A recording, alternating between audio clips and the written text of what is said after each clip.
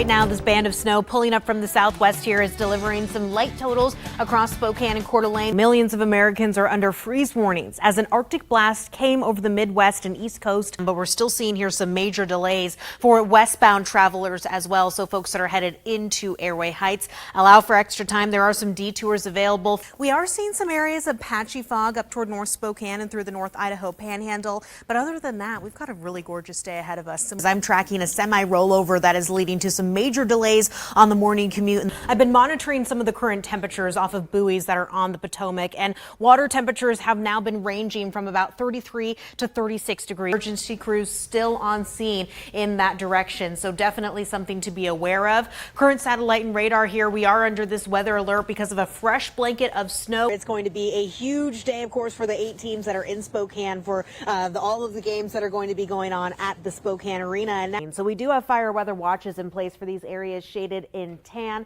Law enforcement is on scene here of, it looks like, either collisions or slide off. Is it difficult to tell here through the fog? I am joined right now by Sarah Nivian from Kenya, getting her sweatshirt on after a huge win for the women's elite race. Sarah, leading to critical extreme fire danger for pockets of Los Angeles, and then critical fire danger even expanding a little bit to the south near San Diego. So red flag warnings still in place until tomorrow.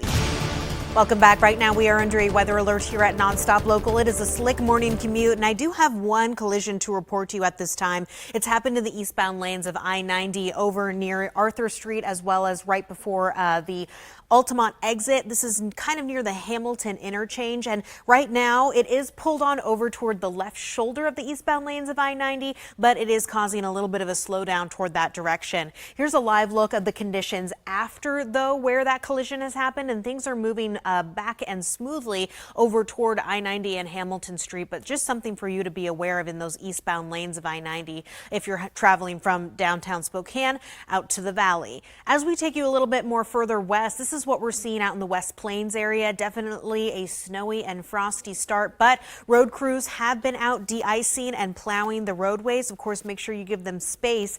So well-traveled areas are in better shape in comparison to residential areas as well as hills. Now, as far as snow totals that we've seen over the last 24 hours, we've picked up an additional about 1.5 inches for Spokane. Parts of Coeur d'Alene picking up about 2 inches, but the hardest hit areas were down toward Potlatch, Pullman, as well as into the Walla Walla area and the LC Valley, and that's where we've actually seen school delays and closures popping up for us this morning.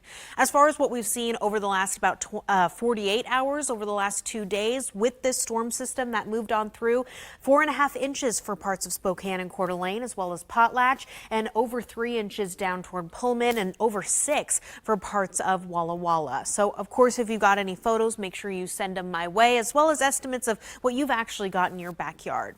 Now, although we are still seeing a slippery morning commute, snow chances decrease a little bit throughout the day today, but we have potential for picking up even a little bit more snowfall tonight. Winter weather advisories and winter storm warnings, however, are set to expire at 10 a.m. as we start to see this band of snow kind of decrease. So that's already happening, in fact, for us. It's tracking on east over the Montana-Idaho border, and we are watching for a little bit of more light snow developing through parts of West Spokane as we speak. But by about 7 a.m. through mid-morning, we really start to get a bit of a break here into the afternoon. It's by this evening that we see another band of snowfall develop from the Okanagan Valley through St. Mary's along the Montana-Idaho border, and this could deliver us a couple more inches here of some snowfall. Now, estimates are a little bit difficult across Spokane and Coeur d'Alene just because they could vary depending on your elevation, but by tonight, I mean, we could pick up an additional about 1 to 2 inches for Spokane and Coeur d'Alene, as well as down toward the Palouse and LC Valley.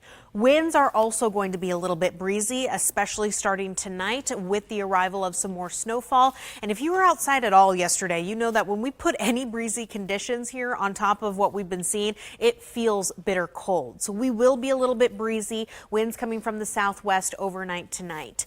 Daytime highs not above freezing. We will only reach the upper 20s for Spokane and Coeur d'Alene, which means a lot of the snow and ice that we have picked up is going to be sticking around. We've got got some mid-30s back through Moses Lake, upper 30s down toward the Tri-Cities, while overnight tonight we fall to the teens and low 20s, single-digit territory possible up toward the Okanagan Valley and parts of western Montana. Now, moving forward, drier conditions are expected, but we do hang on to the slight chance of more scattered snow showers this weekend.